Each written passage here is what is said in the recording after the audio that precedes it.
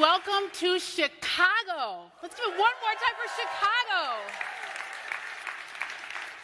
I am absolutely honored to be your host today. Whether you're in the room with us or you're joining us from around the world, we're just so glad that you're here. Before we get started, I just want to take a quick moment to acknowledge the magnificent performers from A People's Music School. That was Amy. Wait, hold on, y'all. Hold on. That was Amy, Kelly, Julia, Jason, and Melanie. I want to tell you a couple things. One, there are Chicago Public School students between the ages of 12 to 17, and it gets better. Hold up, it gets better. And they learned that piece for you in this room. They learned that within the last 48 hours. Now you can give them a round of applause.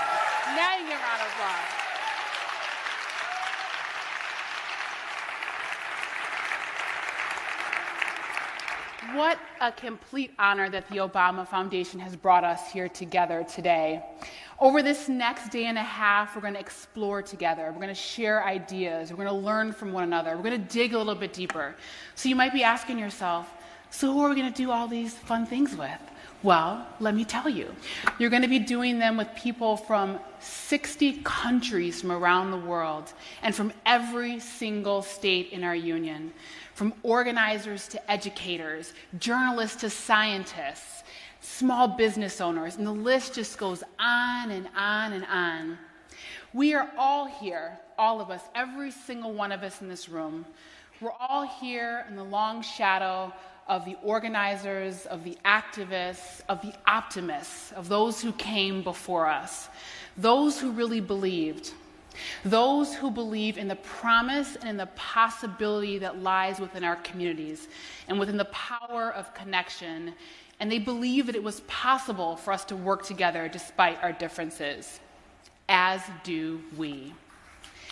Yes, you can say that. That's true. We do believe that. So I'm going to challenge you over this next day and a half. I really want you to go to a breakout session where you might be unfamiliar with a topic. Share a meal with someone. Introduce yourself to someone that you don't know. Like me, you can, wherever you see me in the next day and a half, we can chat.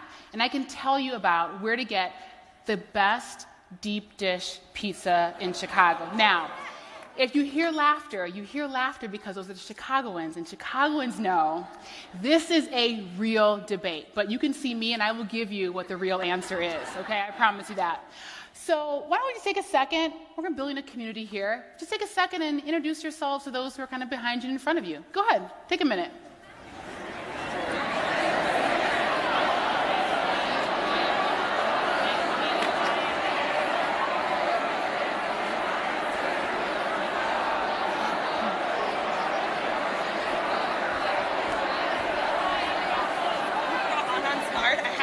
No, You have a new one? Perfect.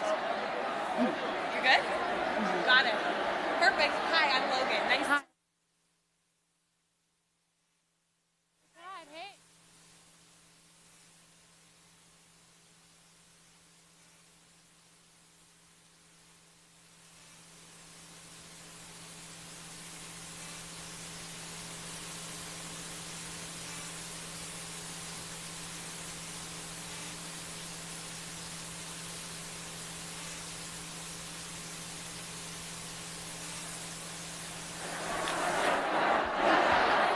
guys. All right, we're coming on back together. All righty. We're coming back together in 5, 4, here we go, 3, 2, 1. Okay, for those of you who might not know, I was a former high school principal. Don't make me come off this stage. Everybody moving on back to their seats. Here we go, coming back together. Almost there. Almost there. Feels like when I used to be a teacher. It's like calling the class back together. All right. Great. Got to know some new friends. So let me introduce myself. I'll tell you a little bit about me. I'm Liz Dozier, and I was the proud former principal of Finger High School on Chicago's far south side. Thank you. in the Roseland community, and I'm now the founder and CEO of an organization called Chicago Beyond, which we started 18 months ago. And Chicago Beyond is really invested in building community leaders and supporting community-led organizations. And we do that by investing in organizations, learning from them, and really ultimately help them grow. And we have so much work to do here in Chicago, along with all of you, but we know that we're just getting started. I don't have to tell you how hard that work is. Each person in this audience understands that perfectly. It's about putting in the work every single day and showing up again and again and again. It's the relentlessness of it all, which is what we're here to do, to show up again and again, to build community, to build bridges. In the words of the great poet, Marge Piercy, my hope for us today and over this next day and a half is that we weave real connections, create real nodes, and build real houses. This is our chance, so let's go ahead and make the most of it. Absolutely. And with that, I want to introduce us to an extraordinary thinker. He's just the best person to really start us off for the day. His name is Anand Giridharadas. He is amazing. You got it. He's an award-winning writer who reports from deep within communities. He's going to kick us off by talking a little bit about his book, the latest book that he's written called Winners Take All. It's about people attempting to change the world. And what we love about him is that his intellect is truly matched by his heart. Can you please welcome Mr. Giridharadas?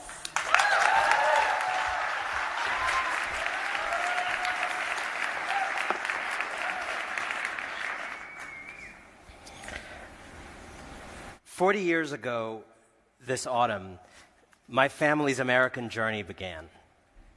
My father crossed an ocean carrying $7 and his parents' prayers. He planted them into American soil and soon began to grow a family with my mother, whom he'd met in French class in Bombay.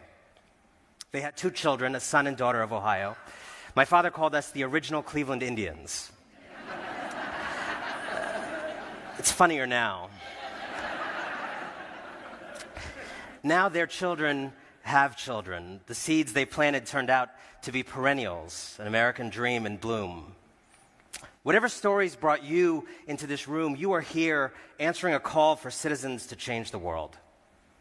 I am here because the name Barack Obama sounds less strange when it comes after Anand Giridharadas. And it's true. And because I spent the last few years reporting on people who pursue and who resist change. Today, as the summit begins, I want to share some of what I've learned from both. I want to discuss why change is so urgent today, why meaningful change nonetheless remains elusive for many change makers, and how this season of tempests gives change-making fresh promise. First, the urgency. With an assist from Lou Reed, we live in an age of magic and loss. Our globalized automated economy is full of magic. Every day, low prices and next day delivery on that single Gatorade you one-clicked. But it is also full of loss, of jobs, of the dignity of steady work, of chances to rise. Our technology promises the magic of constant connectedness, yet we feel lost in being atomized on separate screens, trapped in filter bubbles of belief, bobbing in a sharing economy in which the technologists seem to own all the shares. Our societies have experienced the magic that occurs when pluralism flourishes and the marginalized assume their proper powers. But loss stalks those victories as millions revolt against change and supremacies resurface. The losses threaten the magic. We need to invent new systems, new economies, new ways of life to seize the magic while redressing the loss. That is change's burden today, and why change cannot wait.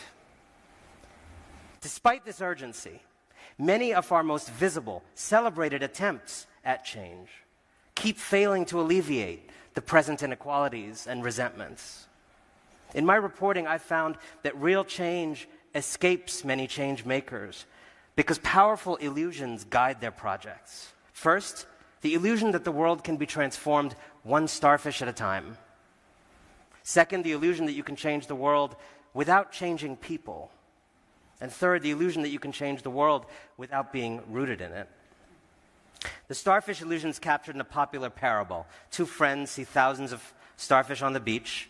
One picks up a few and throws them back into the ocean. The other, staring at the multitudes, asks, "What difference does it make?" The thrower replies, "It makes a difference to that one." In the usual telling, the thrower is a hero, making the small, doable change. The other guy is a Grinch. But I think the Grinch is misunderstood. I imagine he was just getting started with his questions. Why are the starfish being beached? Will these few rescues distract us from actual solutions? What if the thrower is complicit? A fisherman who dredges the seabed, or an oil man whose work worsens climate change, or even just a consumer of mussels or oil. Now it gets real. The thrower is making a difference to that one, yes, but he's also part of the problem. Many of today's most prominent attempts to change the world are afflicted by this uneasy duality.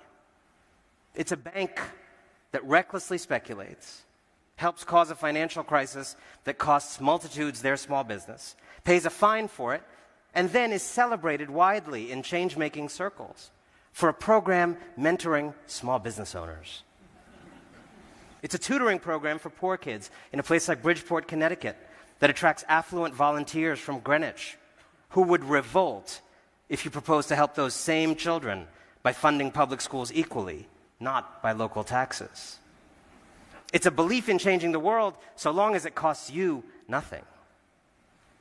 The starfish illusion focuses changemakers on the difference they make to those they choose to help. Yet they risk avoiding the causes of the disease and remedies that would actually cure it. And they avoid these things in part because facing them could implicate powerful people, or perhaps even themselves. They lack the self-awareness and self-skepticism that genuine change requires. The second illusion is that world changing doesn't require changing people or people changing. As our society fractures, some change makers are drawn to visions of progress that don't bother with suasion. I'm thinking especially of those of us who live in what we regard as the America of the future and who can think of ourselves as woke, aware of injustice, committed to pluralism, willing to fight for it. As wokeness has percolated from black resistance into the cultural mainstream, it seems at times to have become a test you must pass to engage with the enlightened, not a gospel the enlightened aspire to spread. Either you buy our whole program, use all the right terms, and expertly check your privilege, or you're irredeemable. Is there space among the woke for the still waking? Today there are millions who are ambivalent between the politics of inclusion and the politics of exclusion. Not quite woke, not quite hateful. Men unprepared by their upbringing to know their place in an equal world. White people unready for a new day in which Americanness no longer means whiteness. People anxious about change's pace, about the death of certainties. The woke have a choice about how to deal with the ambivalent. Do you focus on building a fortress to protect yourselves from them, or a road to help them cross the mountain? A common answer to this question is that the people angry at losing status don't deserve any help. They've been helped. I understand this response. It is hardly the fault of the rest of us that those wielding unearned privilege bristle at surrendering it. But it is our problem.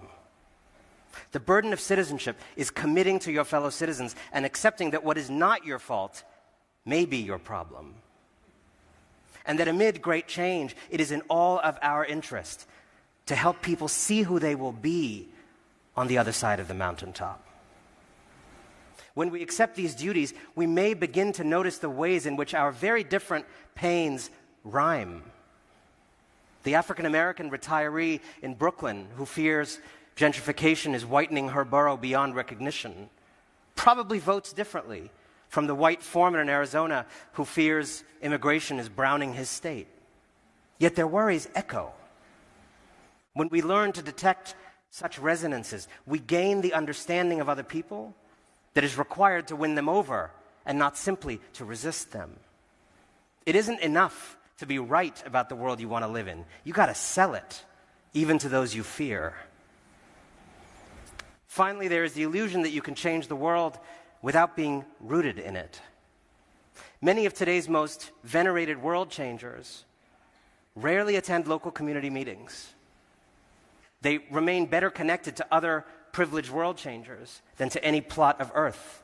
Citizens of the globe who risk being what British Prime Minister Theresa May has called citizens of nowhere. This is understandable. When you seek to change the world at large, its struggles don't accuse you. When you seek change at home, you have to deal with all you have voted for, done and not done, and quietly benefited from. The creep of business thinking into change-making fuels this escapist citizenship.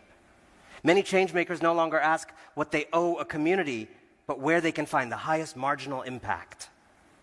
I wonder if the values of optimization and effectiveness have caused some change-makers to forget the value of loyalty. Frida Kahlo once asked, if we are not our colors, aromas, our people, what are we? Nothing. And you don't love your mother or country because she's quantifiably McKinsey certified as the best. I hope not. But because she is yours. This kind of love mustn't be spreadsheeted out of the work of change. When leaders fail to belong in this way, communities are starved of leadership and leaders of what you learn from being part of community. We might not have had such a fearsome backlash against trade and immigration if more of us had been locally enmeshed and listening. Striking roots doesn't mean ignoring large systemic problems or merely tossing starfish. In fact, when rooted, you observe how systems actually affect people. President Obama's aunt once said, if everyone is family, no one is family. She told him that in Kenya, not long after he had laid roots in Chicago. He went to work in this community and married Michelle Robinson, a daughter of the South Side. Raised a citizen of the world, he became a citizen of particular earth. Rooting put him on the path to leading the free world. I've spoken of illusions today because it has seldom been more important to see. The starfish illusion keeps our eyes on those few we can rescue, but real change is systemic and self-implicating, urging us to see our role in vast, complex problems. The woke illusion tells us to circle the wagons, but real change is missionary, seeking to expand the circle. The global illusion tempts us to be thinly everywhere, not thickly somewhere. But real change is rooted and comes through bargaining with your fellow citizens as equals. These days, I find myself filled with a strange kind of hope. When times grow dark, the eyes adjust. What I see stirring in the shadows is people realizing that they have neglected their communities in an age of magic and loss. All around, I see people awakening to citizenship.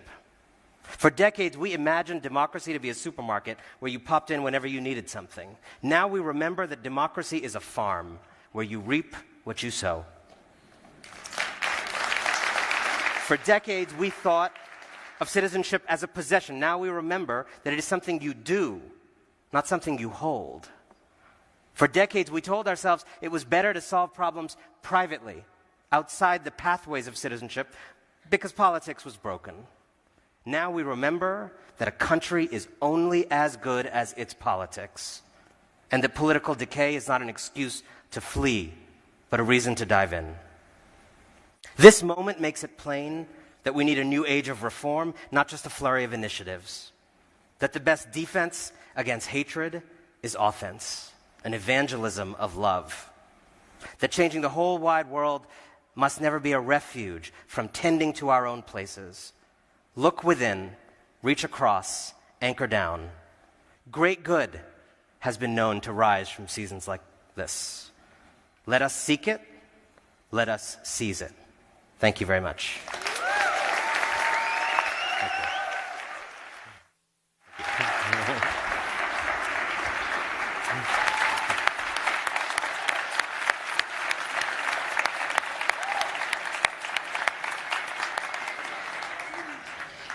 think we're just getting started. We're just getting started. Thank you so much to Anand. Our next speaker comes to us from Brazil. 12 years ago, he co-founded an online community that has now become the leading online community of Afro-Brazilians. Please welcome Paulo Nunes.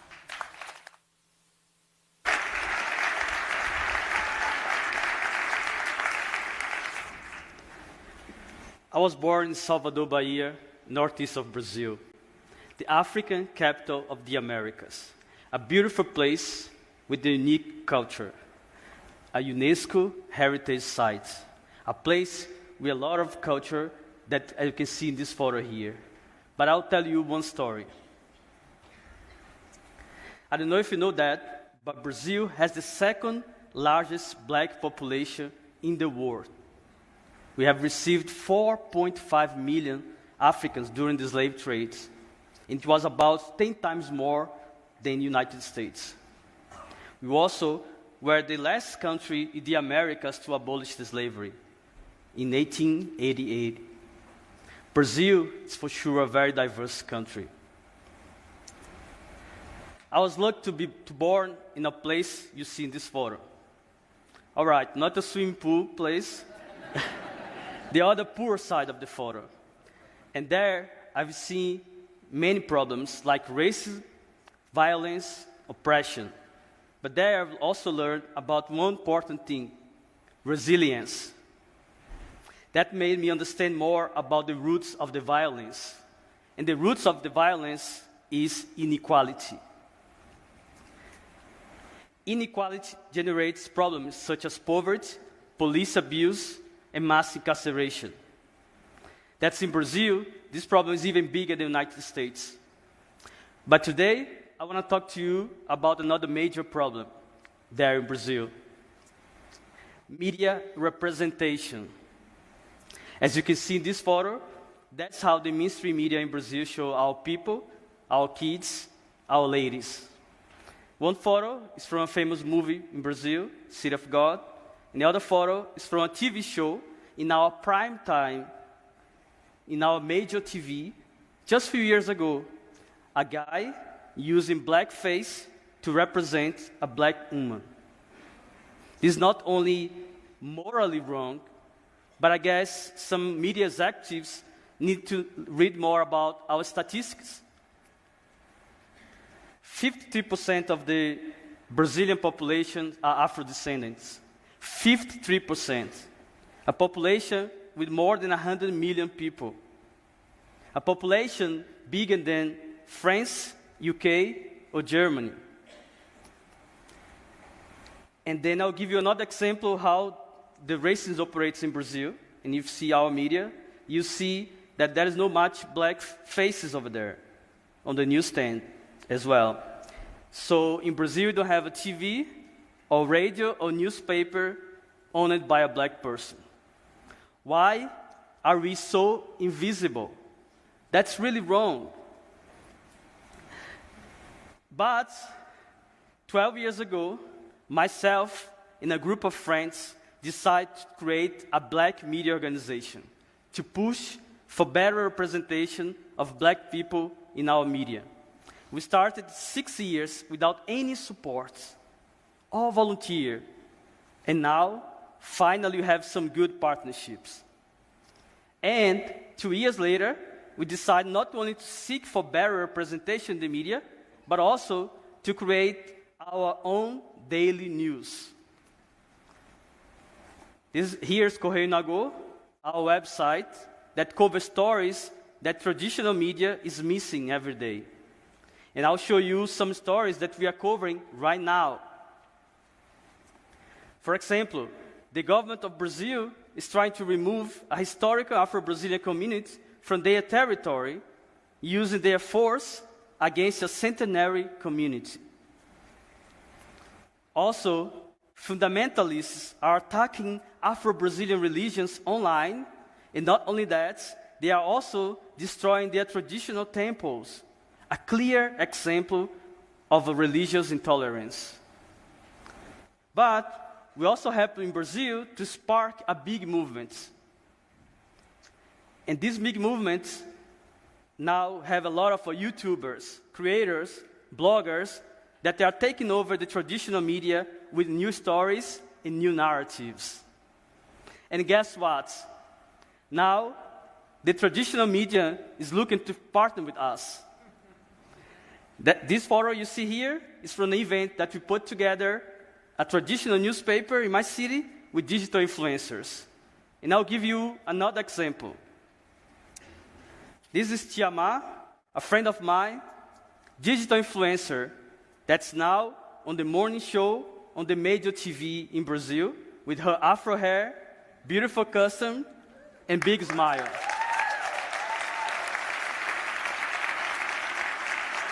So now, the media is learning from us. It's amazing. So we come from hundreds of years of invisibility and oppression in Brazil. And now, finally, we're being heard, we'll be seen, and hopefully, we want to be more respected and represented. This story is not about only the Afro-Brazilian story. It can be related to many other contexts in the world. We need to have more inclusive media that mirrors the society we live in. All voices must be heard. Thank you so much.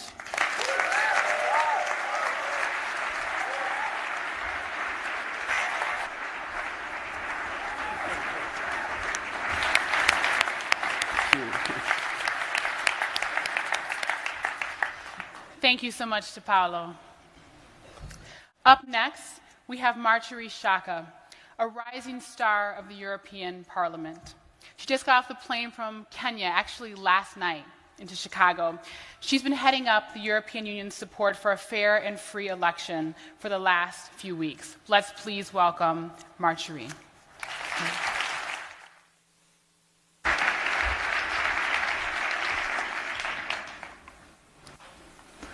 Politicians are disconnected from reality, and people trust car salesmen more than their representatives. I hear this is sounding familiar, and indeed, trust in politicians is low. It's too low. And it is upon us to rebuild that trust. Yet, the promises of a return to a romanticized past are deceiving, and closing borders or erecting walls are not the answers to today's global challenges. Instead of turning inward, we must appreciate that the public interest is also at stake in the global arena. At the moment when technology connects us worldwide, it is a matter of leadership and civic duty to shape the society of the future, based on the democratic values that have brought people the highest quality of life, in order to preserve that quality. The reality is that all politicians and each government see influence flowing elsewhere, from nation-state governments to the local level to networks and multilateral organizations, from public institutions to private companies, from democracies to authoritarian states. Now, some may say, from the positive side, individuals have become so empowered that they no longer depend on government. Isn't that great? But on the downside, democratic principles are being eroded and even replaced with profit models and authoritarian governance. The digital revolution is leading to a redistribution of power that is not matched with the redistribution of accountability and oversight. So, is this the end of democratic governments, and will algorithms, artificial intelligence, and robots just take over? Will all politicians be fired? No. But we do need a radical rethink and reinvent democratic governance in a world where everyone and everything will soon be digitized and connected. While the role of governments is changing, global technology companies are now the ones confronted with challenges that traditionally landed exclusively on the desks of diplomats and politicians. Should media apply censorship under pressure? Who to call when the internet is shut down entirely in an attempt to control people, and which legal checks and balances are in place before content is taken offline, according to which law? Global technology companies are the new sovereigns, but they're designed and engineered to maximize profit, not democracy. And the de facto norms that they set can lead to conflict with the rule of law, also in democracies. A large social media platform recently removed pictures of a centuries-old statue in Italy, sexually explicit. The same happened to the iconic picture of the Napalm Girl. A video of a political speech I personally gave addressing the need to end torture was removed, taken offline, labeled as spam. Now I know speeches in European parliaments are not always the most inspiring, but they could not legitimately be labeled as spam, and political speech must be free. Social media platforms have become political arenas and catalysts for junk news sprawling. They're also the only place where most young people see news.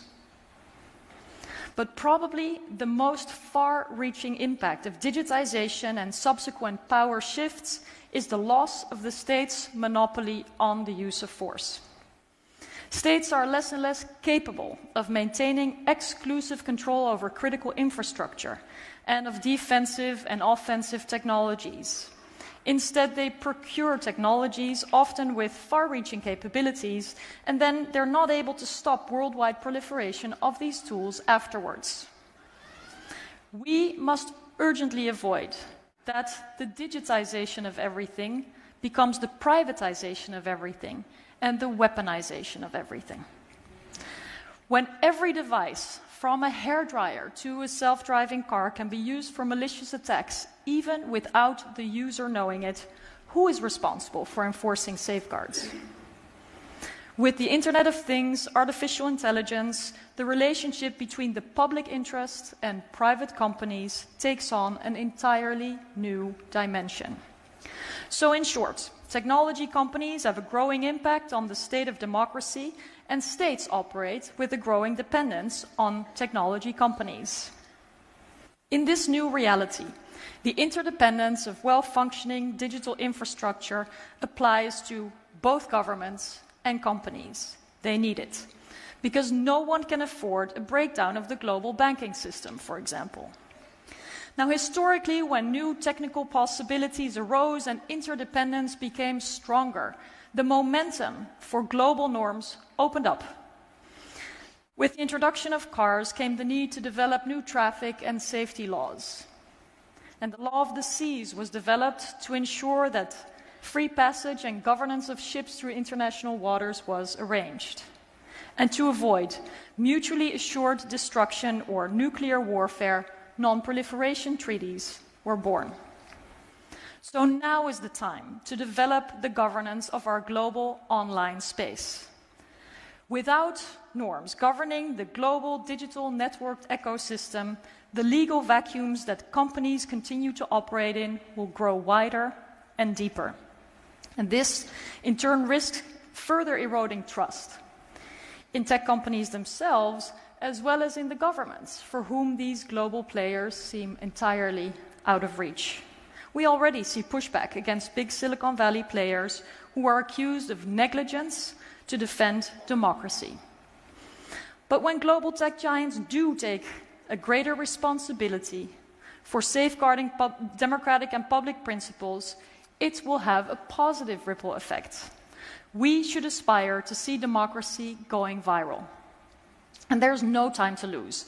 With growing ambitions of authoritarian states to dictate global norms of their own, wishing to maximize control over the internet, bringing governance of technologies within their territory, the threat against the very promise of a global, open internet has never been bigger. So this is the time to build a democratic digital convention involving civil society groups, private companies, and yes, governments. This digital democratic convention would develop a global democratic set of norms that would be ascribed to, no matter where a company is located. we must draw a line in the sand. Governments must be stopped from interfering with people's rights and the core infrastructure of the internet. But tech companies should be stopped when they interfere with core democratic principles. The alternative, an internet ruled by the law of the jungle, is unfolding before our eyes. We see a science fiction version of 1984 with total control of people's every digital move. Leadership is key, not only as a moral or civic duty, but it's in our self-interest to deliver upon the promise of a networked society that empowers individuals and respects and protects fundamental rights online. So instead of promising to press the pause button on globalization and digitization, or dreaming of a return to a romanticized past, it is our role to redesign governance in a hyper-connected world and to base it on the very democratic values that have brought people the highest quality of life, instead of us adopting norms that others set, whether for maximal power or profit. But this global ambition starts with credibility at home.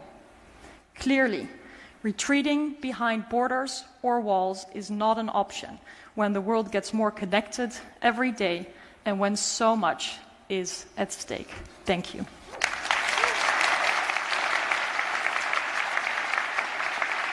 Thank you. Thank you so much. It is now my great pleasure to continue the conversation about technology, democracy, and the challenges we face. And I would like to welcome on stage Siva Vaidyanathan, who is a professor of media studies at the University of Virginia. He is the author of the book, The Googlization of Everything. Let's welcome him. Thank you, Marie. Thank you. So let me start by asking you, what went wrong? Because there was such a promise of the revolutionary impact that technology would bring, and here we are. Well, you mentioned George Orwell's 1984.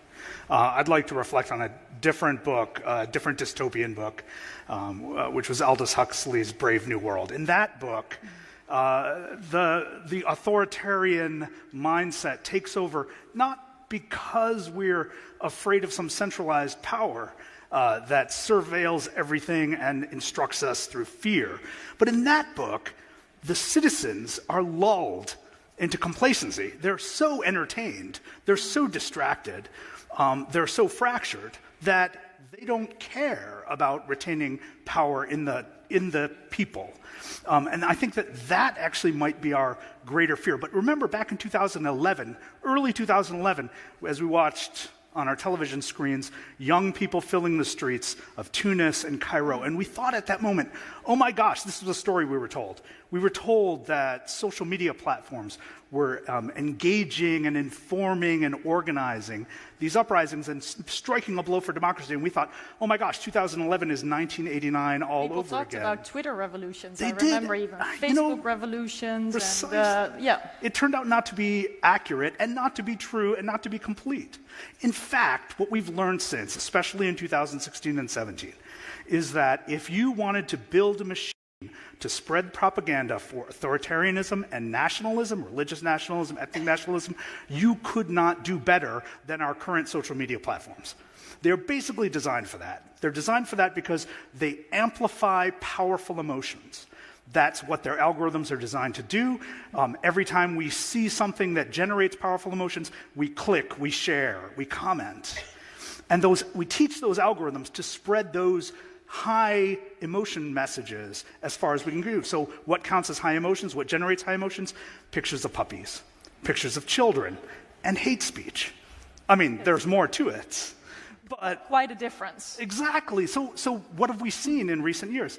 We've seen the rise of dangerous nationalisms that have been energized and guided and essentially performed on social media platforms in places like the Philippines, like India, like most alarmingly in Myanmar. But is this also a bit of a sort of, what people would label a cat and mouse situation where agency is mostly extended? So yes, individuals are more empowered, but so are governments or those who are in the boardrooms of these big companies.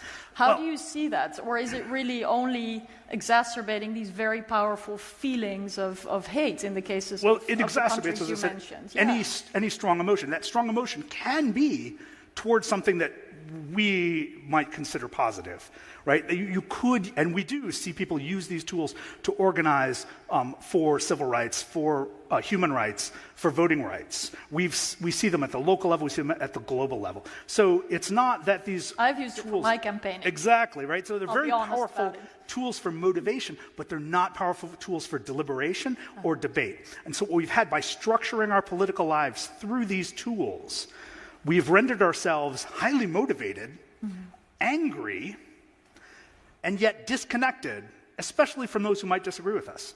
So is this emotion of anger stronger than an emotion of, happiness or Well, the happiness stuff, the puppies and the babies, that's what social media platforms were created to do.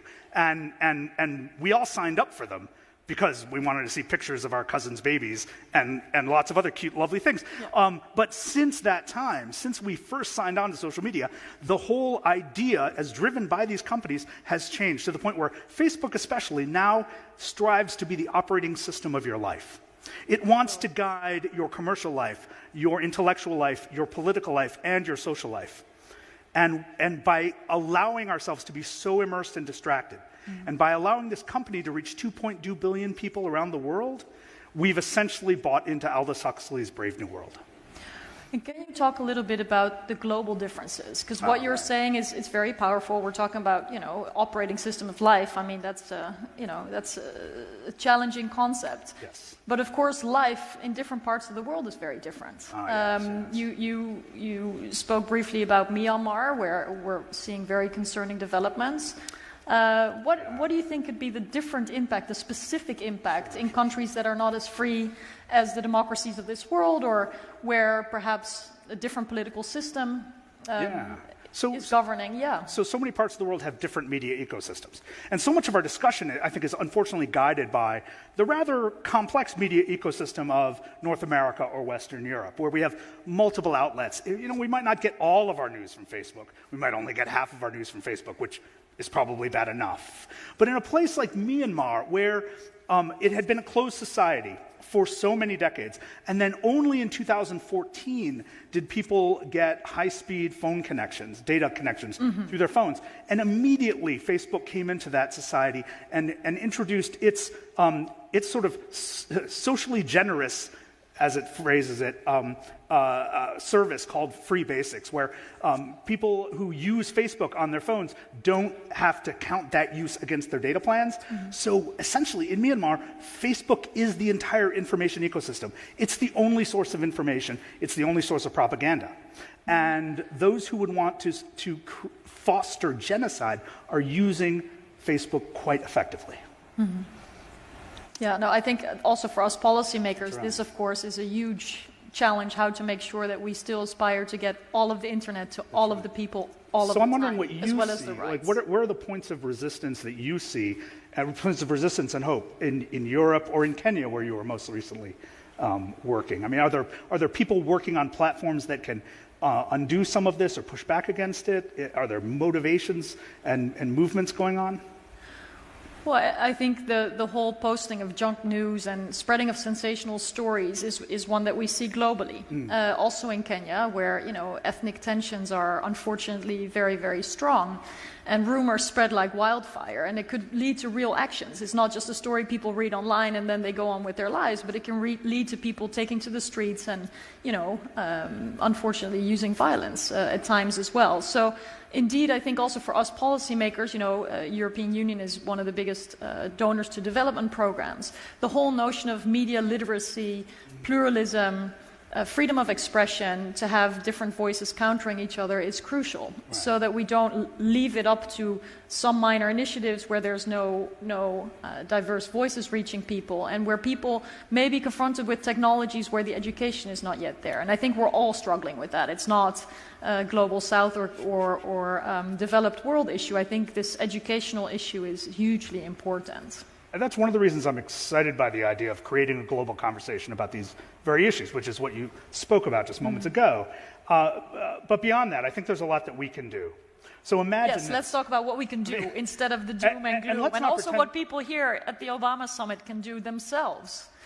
I have some answers, but let's not pretend that they're going to fix anything. That's okay. Let's make right. Let's but make imagine this. What if you measured for 1 week the amount of time you spend on social media, and you cut that time in half, and you took that time and you devoted it to volunteering in your community or engaging with your neighbors Yes. in some positive way, Yes. right?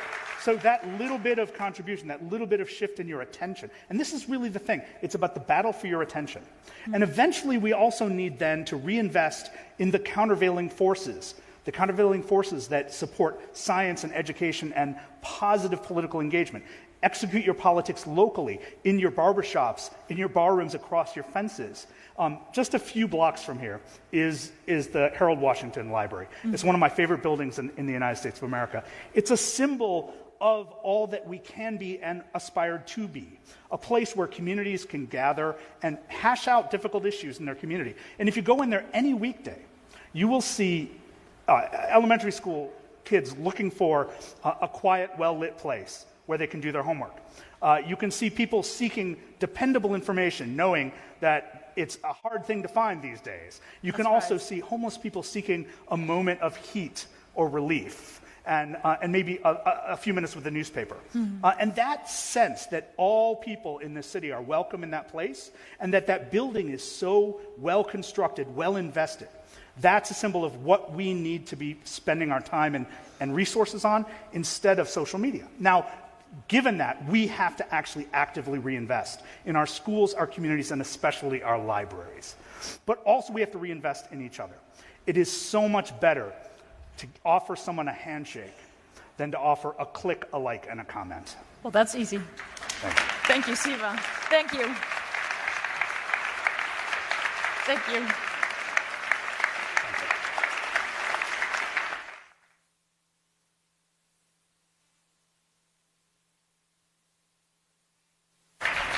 Thank you so much to Marici and to Siva. That was illuminating.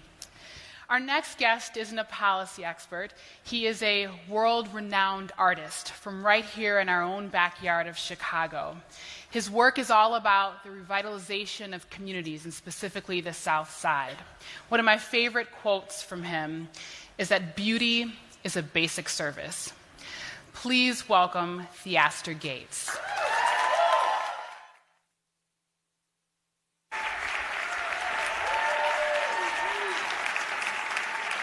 How y'all doing?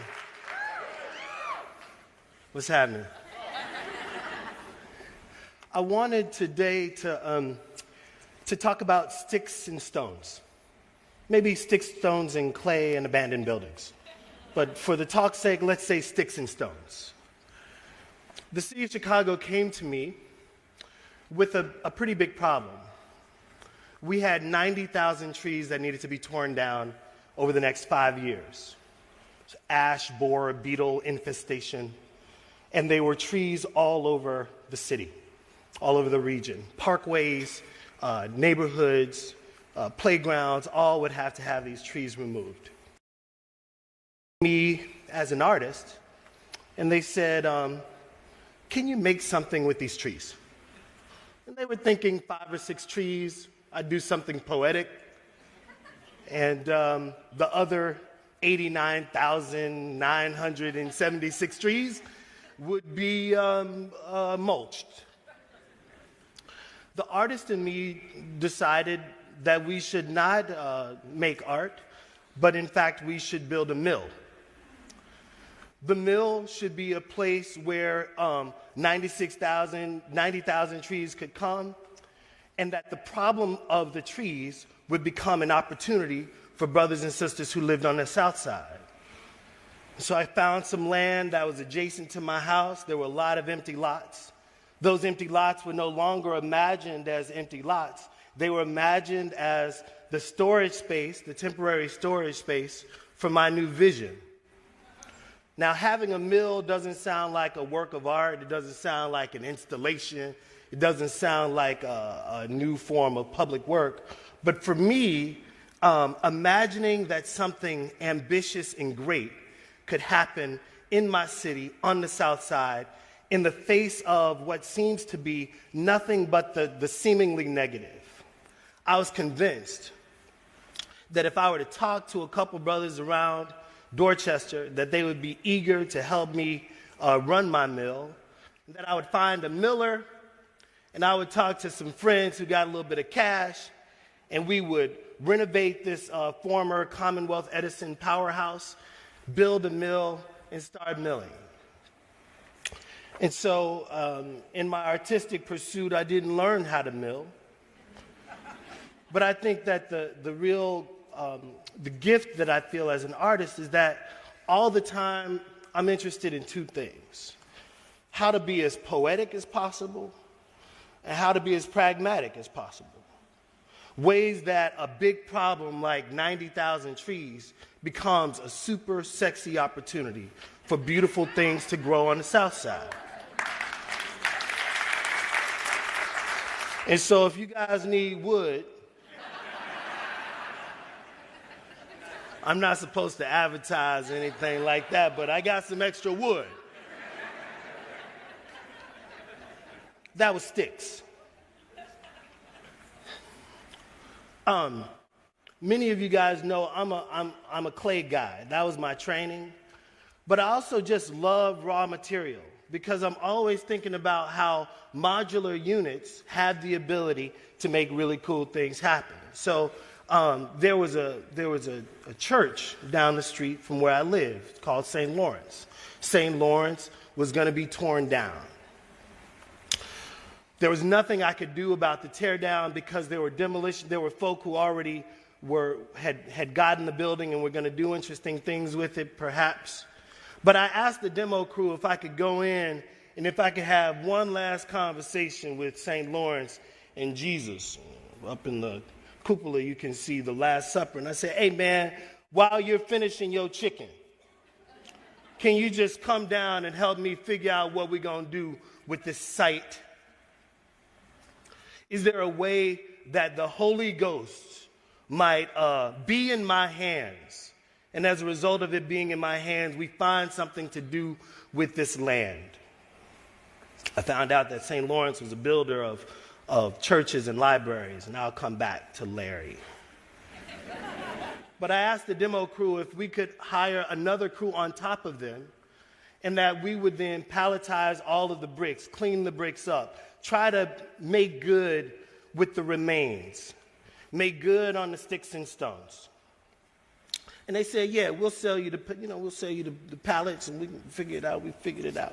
I had some brothers. And we found ourselves in the conversation of building. What would it mean to take these old bricks, these old sticks, and then reimagine them in a different context? So I found myself with a mill and a brick manufacturing company. When the Walker Art Center asked me if I would do a piece of public art, I said, I'd love to, but you got to buy my bricks. That's economics. That's creative economics for all you theory people out there. The sticks and stones have allowed me to then think about abandoned buildings and construction in new and interesting ways. And I have to admit that when you work on the South Side, if you're building something, it's not like you have to work real hard to find help. The brothers will come up to you and say, hey, man, can I help you? And so if we think about the history of Stony Island, it was a once bustling, really amazing place. And around Stony Island, on Dorchester, Kenwood, Kenbark, all of those things in pink are buildings that we've successfully restored over the last 6 or 7 years. But this building was the last of a particular kind of great building. But it was in really bad shape. And so we started, cleaning up the joint. I asked the mayor of the city of Chicago, can I have the building? He said yes. Now, many people think that when, you get a building for $1, that the building is $1. When you get a building for $1, the building is not $1.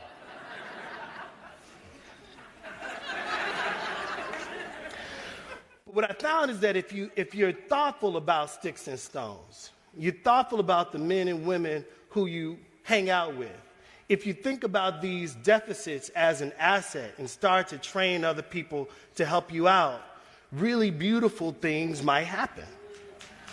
And so now we have this thing, we call it the Stony Arts Bank. We bought the land adjacent to the bank. When that happened, people thought I was crazy. They said, you shouldn't be spending all your money on this old crazy land. And I said that my values weren't their values. And if Stony Island never had economic value, the fact that I live here is value enough.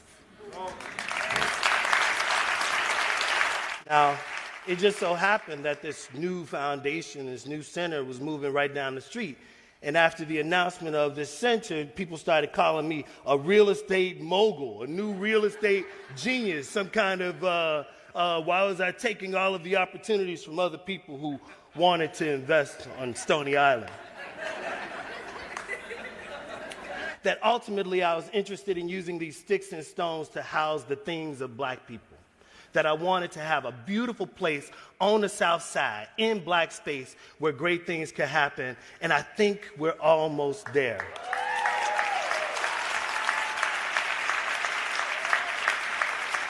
In my world of art, problems lead to opportunities and should lead to action.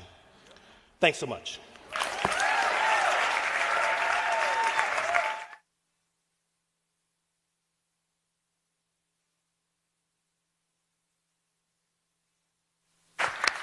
He is just so powerful. Every time I hear him speak, it just gives me chills.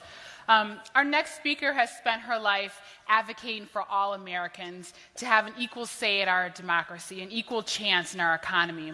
Heather McGhee is the president of Demos, a public policy organization, and is currently working on a new book about the costs of racism to white people. Please welcome Heather.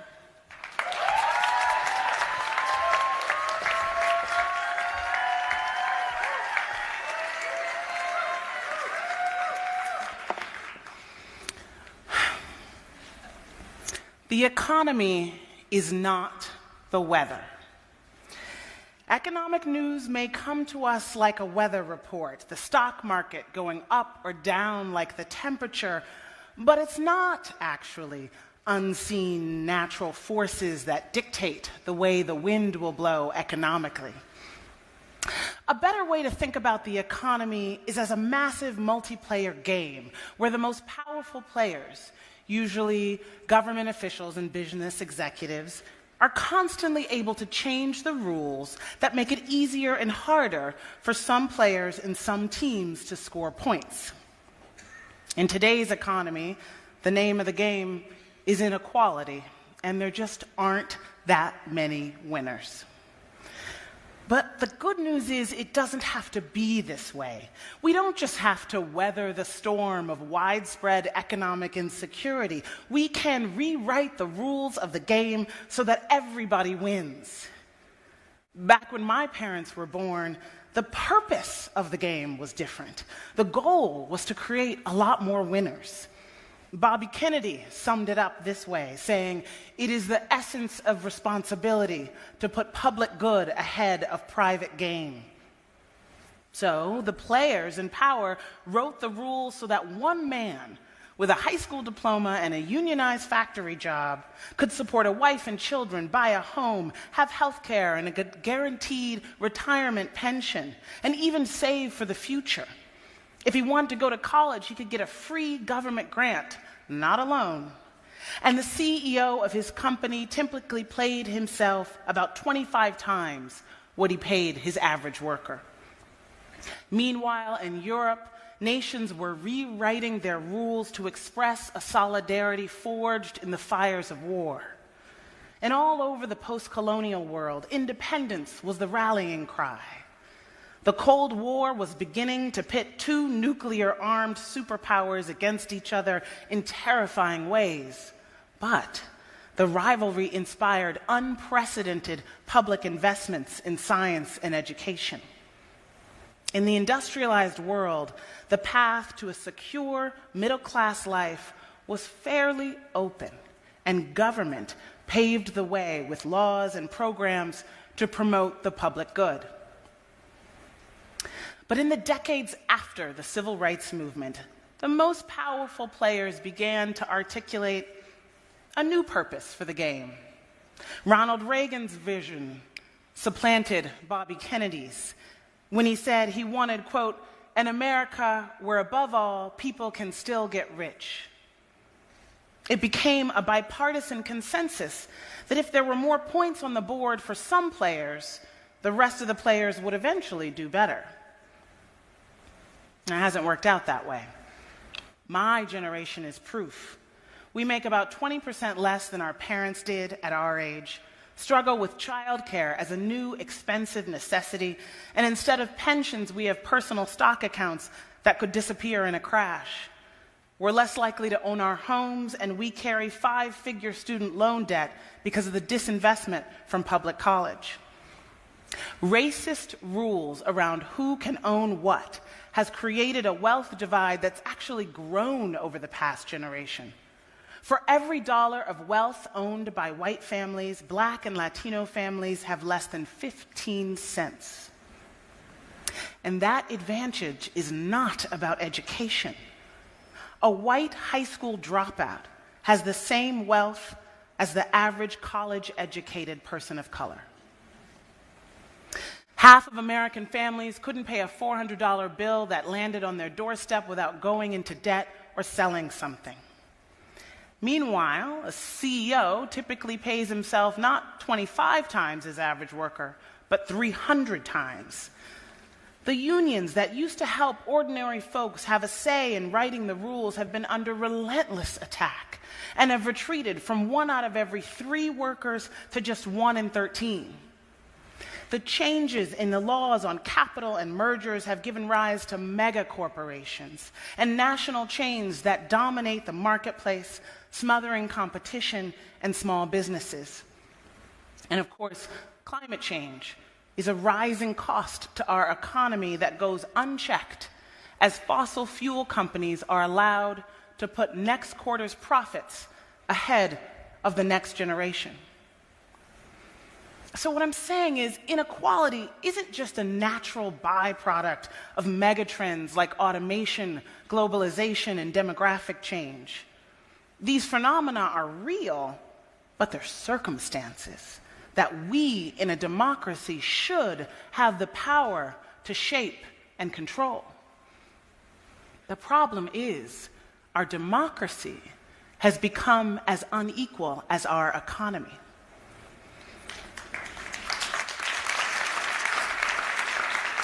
In the US, the least wealthy among us are the most likely to get caught up in the needless red tape around voting.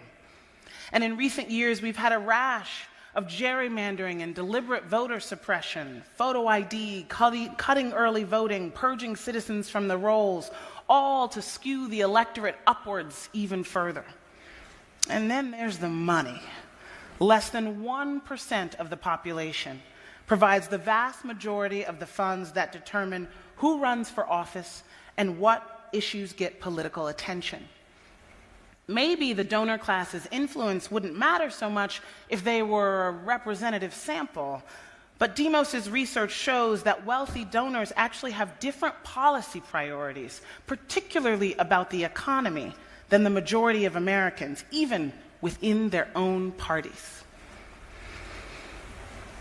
We can all feel it.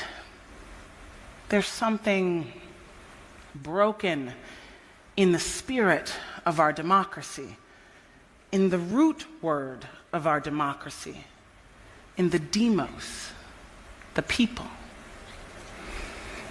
I'd like to argue that it's no coincidence that the rules have changed to make it harder for the average American to get by at the same time as the face of the average American has changed. Since the civil rights movement integrated our society and we lifted the racist bans on immigration, we have had a deep and growing anxiety in this country about who is an American. And that has changed the purpose of the game. In a way, what's happened to our entire economy is like what happened in the segregated South after the courts ordered integration of public amenities and the white-controlled towns drained their public swimming pools rather than let black families swim too, destroying a public good they once enjoyed. For 3 generations now, a political movement has stoked white anxiety about who the public is, successfully linking government and unions to undeserving minorities and gaining support for cutbacks in public spending and limits on collective action that end up generating higher, privatized costs for all of us.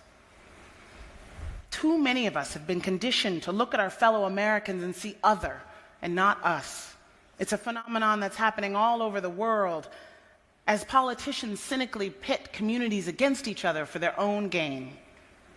But just imagine what a society's economic policy would look like if our notion of us included everyone who calls a nation home.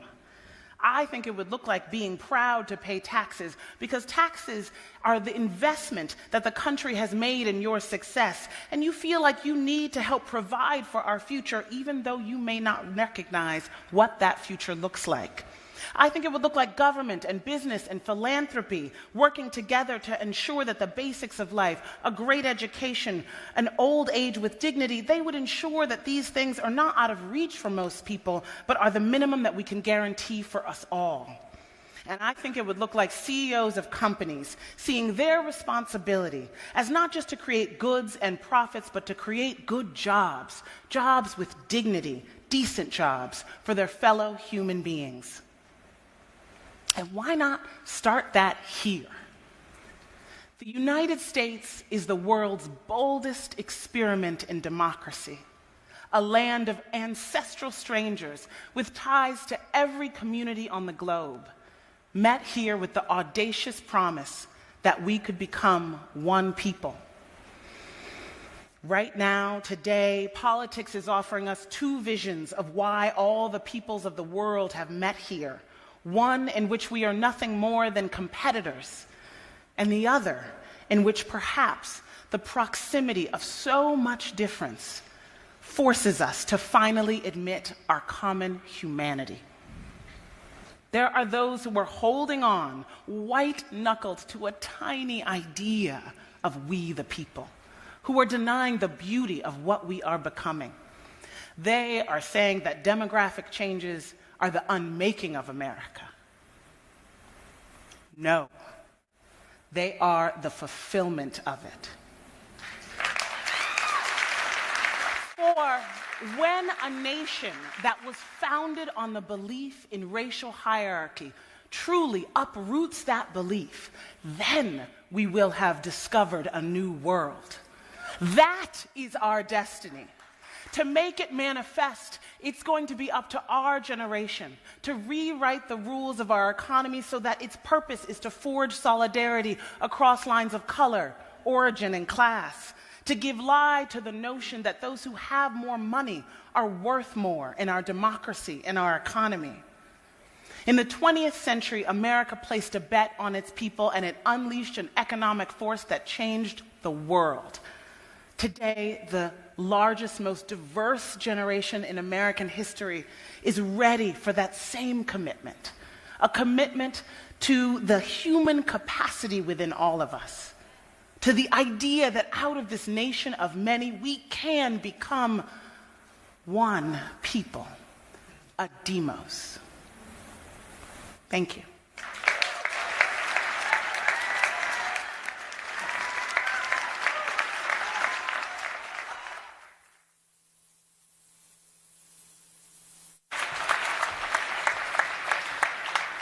Thank you so much to Heather. That was so powerful.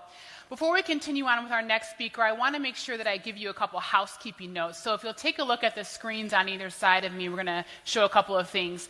First, I want to make sure that you know that after this session, we're going right into breakout session 1. And so you'll know that from the schedule, you got exactly where you're supposed to go, so check your schedule. And we're going to meet back in here after that session at 6:15. So we're starting right on time, so come on back in. Secondly, the dinner buses are going to depart right after Prince Harry's talk. So right after that, we are going to be leaving right out, and the buses will be right outside. And lastly, a quick reminder on the Wi-Fi, which is right up here, so that you have that for your Wi-Fi needs. Our penultimate speaker is one of those people whose very presence just makes you want to be a better citizen. She is beyond amazing. I'm so excited for you to hear her. She serves as a coordinator for the National Rural Assembly, and she makes this really strong case about how urban cities and communities have so much to learn from rural communities. Would you please join me in welcoming Whitney Kimball Coe.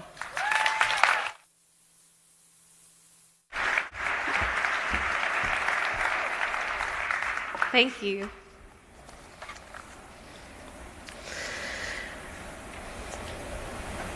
So, I remember the day when I told my parents that I'd changed my mind about everything. I was 20 years old, a sophomore at Queen's University of Charlotte in North Carolina, and I wanted to come home. Well, not right at that moment. I wanted to finish school, but after that, I wanted to find my way back to my hometown of Athens, Tennessee, population around 13,000 people in the valley of the southeastern Tennessee area. I was nervous to say it out loud.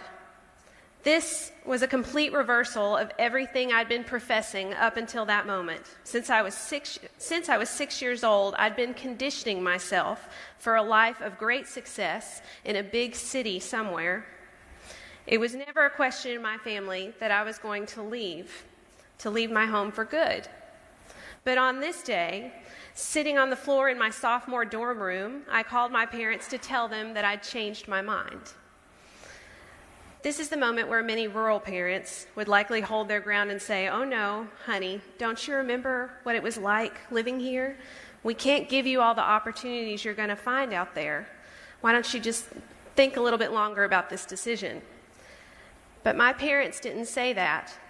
Instead, they said, "We'd love it if you came home to Athens." I was so relieved to hear that, because I needed Athens. I'm home now, building a life with my husband, Matt Coe, and my 2 daughters, Lucy and Susanna. My parents live 1 street over, and my brother Andrew and my sister-in-law live right behind us. We call our corner of Woodward Avenue the family compound. When I ran for a seat on Athens City Council, our neighborhood was full of "with wit" signs. I didn't win the seat, but I fell in love with my community all over again. Athens is pretty much the same as I remember. It still has a lot of the cultural markers of a small town. We like to stay within sight and sound of each other. A trip to the grocery store is like going to church. You know it's just going to take longer than you think it will because you're going to see everyone you know. We're also an intergenerational place, and everyone wears multiple hats. So I can serve on the Friends of the Library board with my 1st grade elementary school teacher and work backstage at our local arts center with my OBGYN. You don't have to belong to or attend church, but people know who goes where and how often they're in the pews. And when catastrophe strikes, like the tornado that hit us in 2016, we pull out all the stops for our neighbors. There's nothing fancy or cutting edge about my community. We have more amenities than some rural areas and less than others. Rural people walk a hard line between disparity and abundance. In the U.S., we're nearly 20% of the population and about 80% of the land. Yet we have historically been bypassed by government and exploited by big companies who have extracted our resources and left precious little investment behind. We know about trauma and addiction and suicide. We know about shuttered hospitals and crappy roads and underfunded schools and spotty broadband. And we know that 1 in 4 kids lives in poverty. Those are our kids and our youth who are told they have to leave to save their lives. That's all part of the rural story. But also part of our story is what I call a practice of participation. We can't control the systemic barriers and disparities that hunt us and haunt us. We can't control the forces of globalization and automation that have taken our livelihoods, our jobs. But we can control our response to these forces, and usually that means we just keep participating. We keep showing up at funerals and potlucks, at PTA meetings and choir practice, at football games and city council meetings. We keep checking out library books and performing in community theater productions. We make our plans for here and about here, as writer Joe Carson says.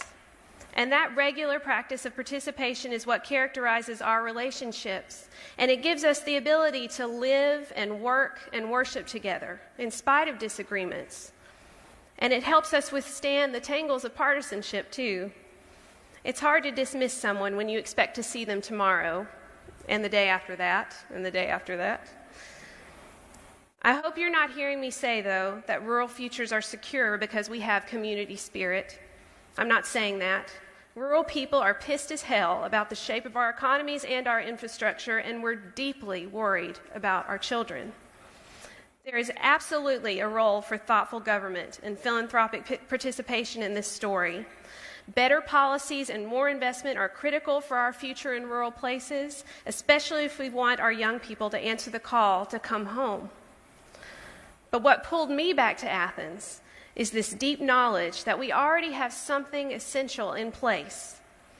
I believe there's something incredibly powerful about the way we show up with each other in small daily ways, the way we stay within sight and sound of each other.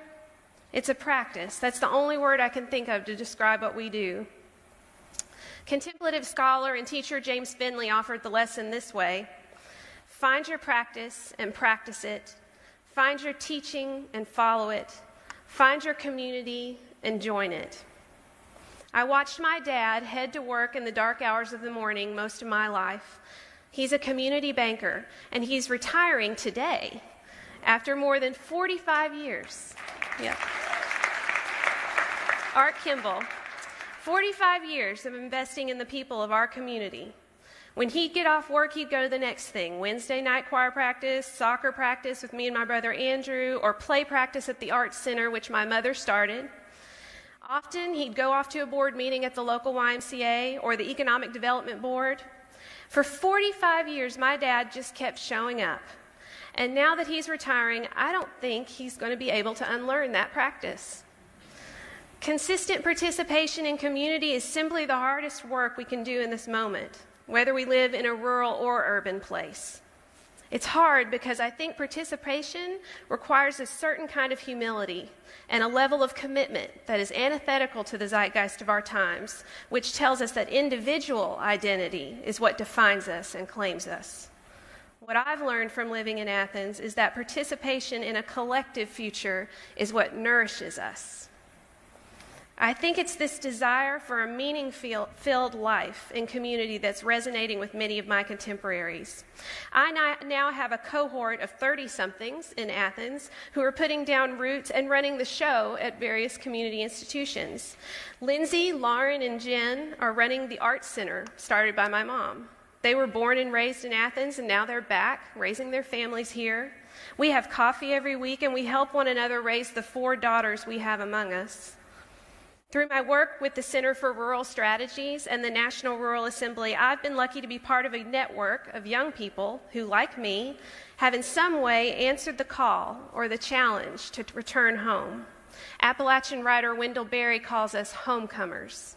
It's like a song, homecomers. Nikiko Masamoto is an artist and an activist, and she returned home to work on her family's organic peach farm in Delray, California. Tim Lampkin is a young man in the Mississippi Delta who's utilizing the power of entrepreneurship, to disrupt the racial wealth gap in his region. Anna Clausen is leading civic dialogues in rural Minnesota about some of the most politically polarizing topics of our time, like climate change. Marlene Chavez works with vulnerable populations in communities along the Texas-Mexico border. And Philan Tree is focused on affordable housing issues on her Navajo reservation in Arizona. So not only am I part of a local group of homecomers, but I'm enriched by a national body of young leaders who are committing to practicing life in community. On the one hand, we're not doing anything new or brilliant. We're just modeling the practices that we grew up on. But I do believe that we're doing the thing that is truly necessary right now. In this time of great divisiveness and polarization across every kind of border, we're doing the hard work of staying in community. My mother loves this piece from playwright Joe Carson. I lived in harmony and good union with my friends and neighbors, and I have kept a piece of earth in working order. I'm proud of that. We're facing huge challenges right now about how we'll continue to feed and fuel our planet. But even more important, I think, is this question of how we stay within sight and sound of one another across all the barriers and borders we put up. I think rural people have something to teach us about repairing the breach. Thank you.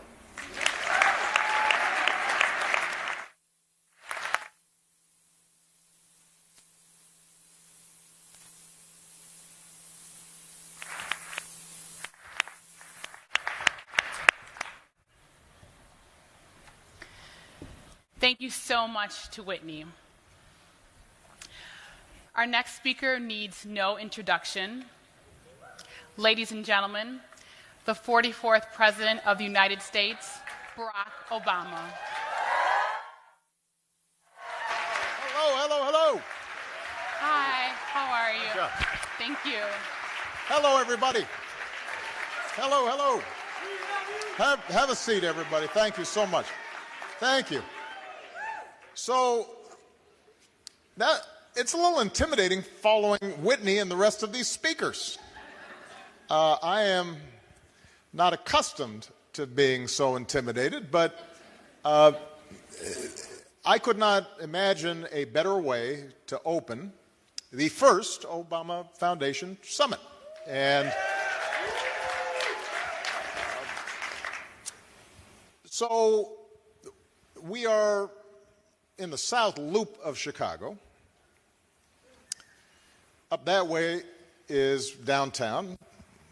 This way, I hope I'm pointing in the right direction, is the South Side. And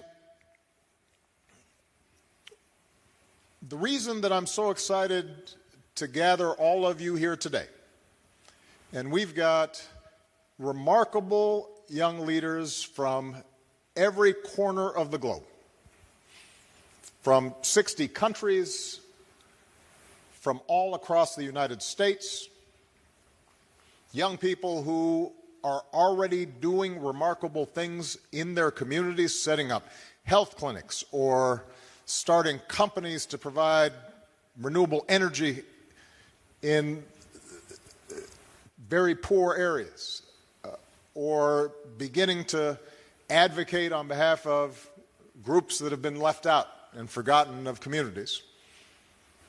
The reason I'm so excited to see you all here today, in part, is because this is where I started. Now, this isn't where I was born. I was born in Kenya. No, that's a joke. I was born in Hawaii.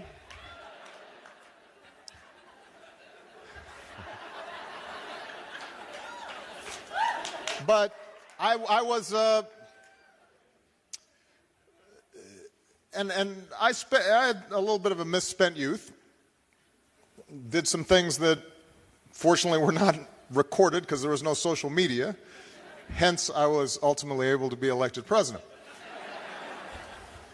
But in college, I either began to develop a social conscience, or at least all those values that my mother had whispered in my ear started to come back to me about being kind and being useful and caring about people who were less fortunate than you, and being a peacemaker rather than an instigator, and trying to lift people up instead of putting them down.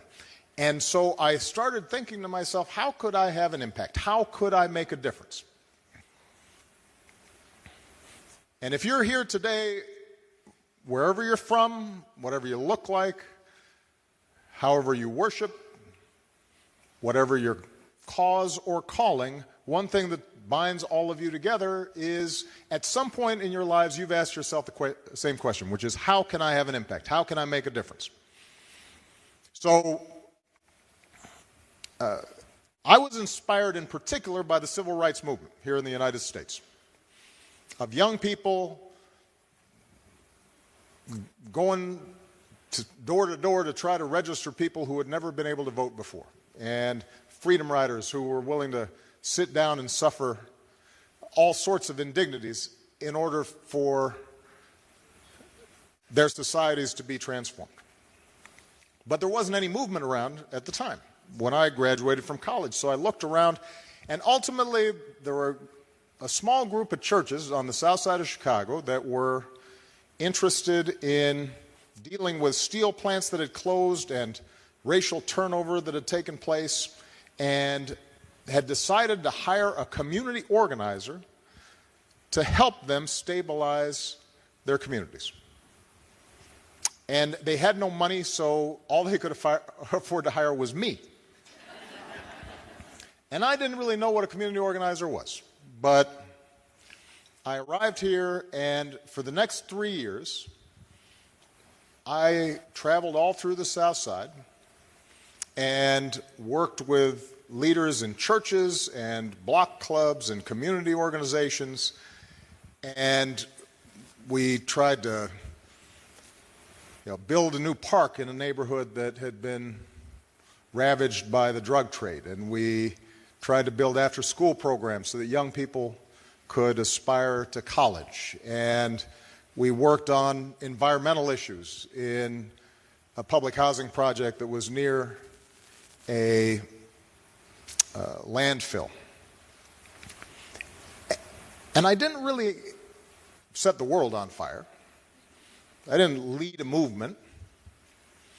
But what I did learn was that ordinary people in local communities can do extraordinary things when they're given a chance, when their voices are heard, when they come together, when they recognize themselves in each other. I learned everybody has a story in them that is sacred, and that so often those stories match yours, even if you don't immediately recognize it. Similar hopes and dreams and disappointments.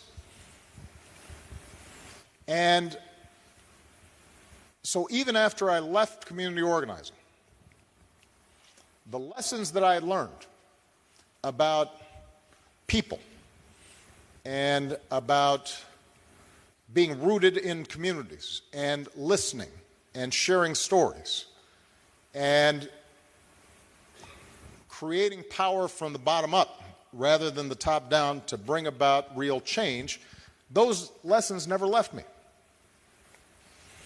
And that was just a few miles from here.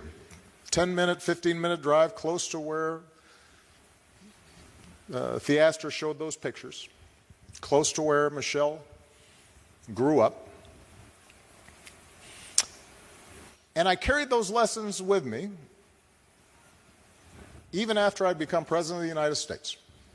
And I'd start traveling all around the world and all around this magnificent country that I'm proud to be the citizen of. And I would meet young people who were just like me,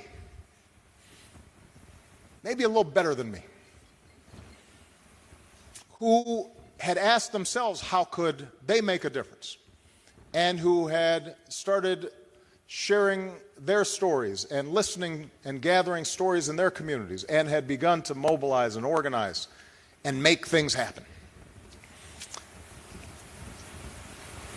And so throughout my presidency, whenever I got down, whenever I got cynical, whenever things got tough, the one thing that I knew would always pick me up was when I met those young people with that vision and that talent and that motivation, that desire to have an impact and make a difference. So when I asked myself after the presidency, how could I have an impact? When I asked myself after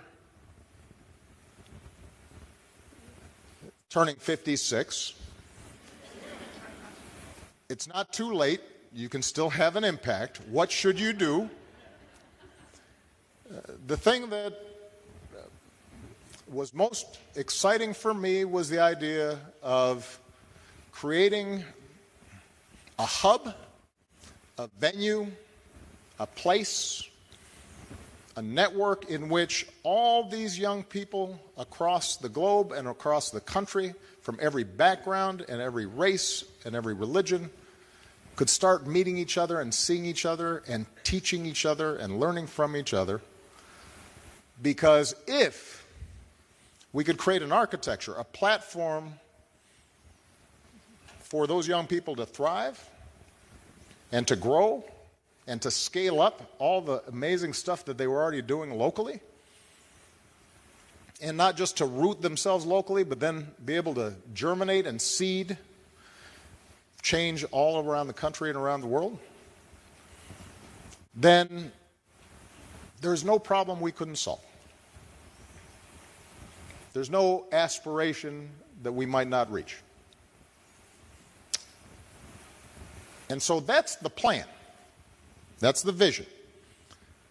And although we've got some pretty good ideas about how to get started, before we started rolling out a whole bunch of programs and before we started to lock in and make investments about buildings and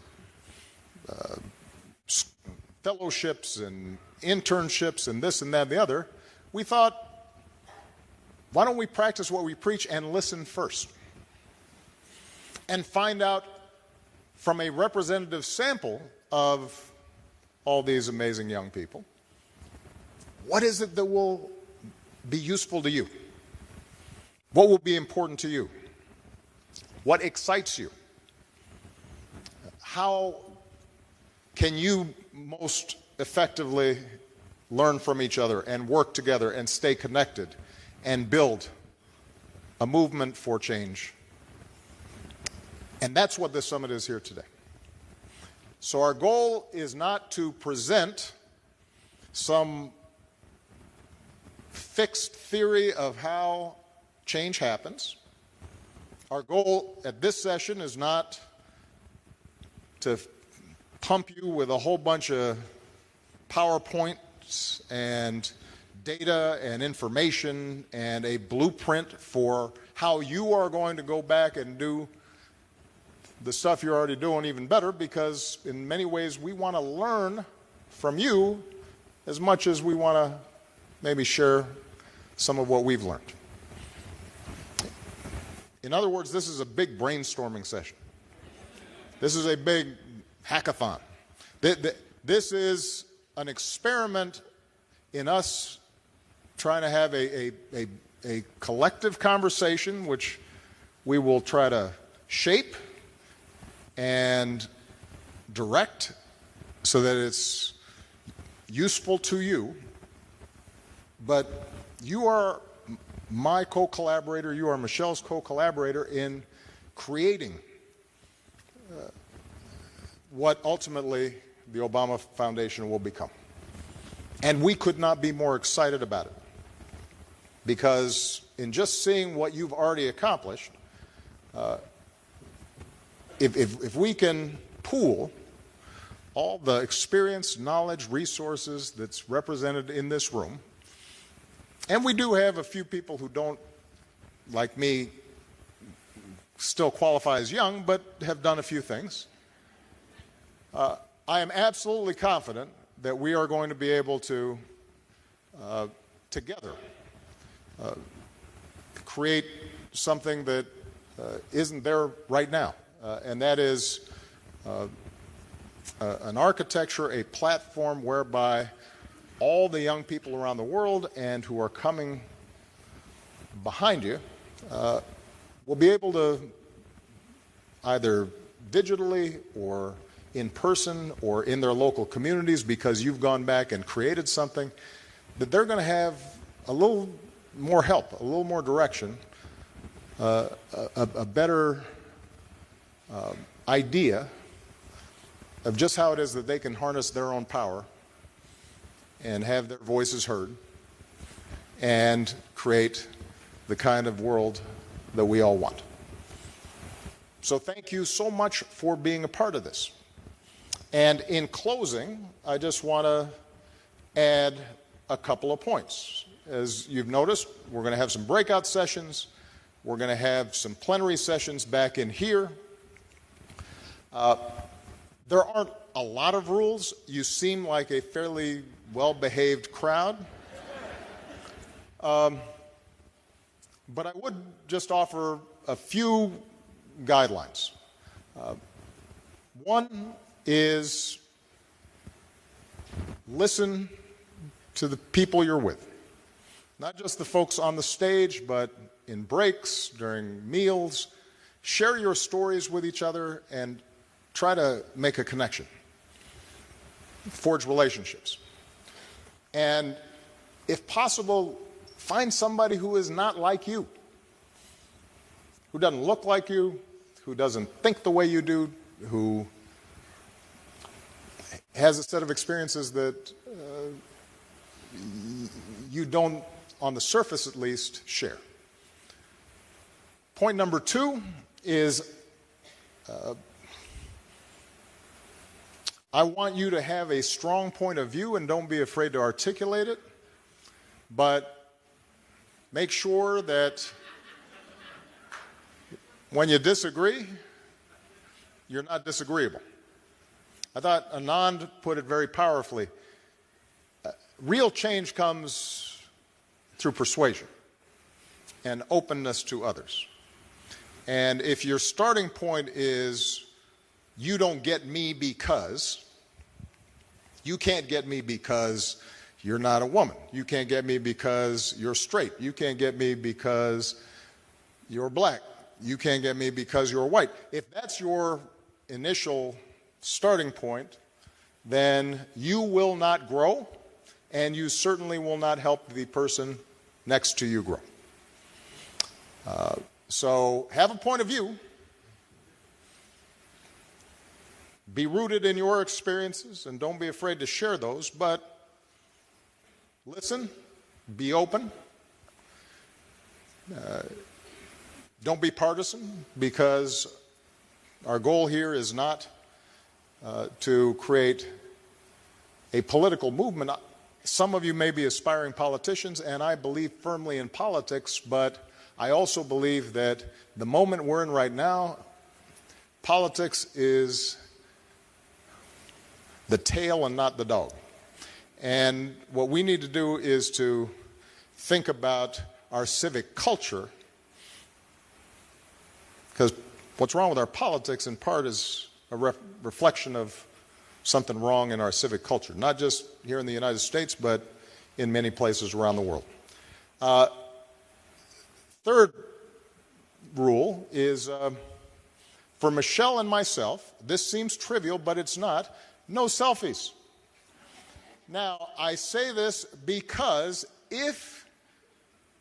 one of the weird things about being president is I found people were no longer looking me in the eye and shaking my hand because they approached me either like this or like this. And it seems trivial, but it's not. We had a terrific debate and discussion about social media, and I am all pro-social media. I would not have been elected president had it not been for young people organizing in states all across the country through social media. It is an amazing tool, but if it is blocking you from having a conversation or seeing somebody and recognizing them and listening to them because you are so busy trying to get a picture, then you are, I think, in some ways contributing to what separates us rather than trying to break through. All right? Now, so that seems trivial, but that's big. It also will allow Michelle and me to have actual conversations with you, which will be nice. And the fourth thing is have fun, because the work all of you do in local communities, the work you aspire to do on an even broader stage is hard. And it's full of frustrations and setbacks. And for every step forward that you take, sometimes it feels like there will be 2 steps back. And part of what this potential community provides, part of you being able to meet and connect with people who are doing what you're doing in other places around the country and around the world, is maybe to make you feel a little less lonely. And to know that the noble pursuits you are involved with, that there are a lot of other people out there who are rooting for you and feeling the same frustrations that you do and sharing the joys of those small successes that can turn into big successes. And part of the reason why it's so important for us to incorporate folks like the Astor and some of the other writers and filmmakers and artists who are here today is because bringing about change is not just eat your peas. There should be some joy in it. That's an expression that maybe is too American. That means it's because in some places maybe people really like peas. It shouldn't just be a burden. What an amazing gift. What a extraordinary privilege to be able to make the world better, to work with others and be able to look back after a year or 5 years or 10 years or 20 years and say, that child has an education because of the work I did. That person has health care because of the steps I took. That group of people who didn't have a voice now have a voice. That entire society of women now can do things that used to be exclusively reserved for men.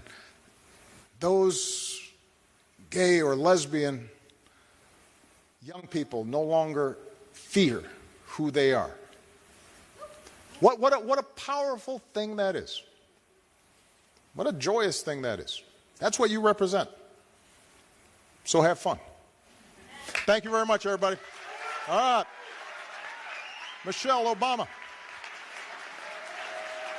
Come on.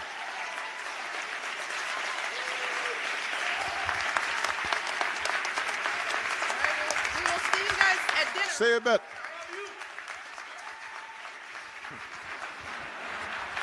See you guys.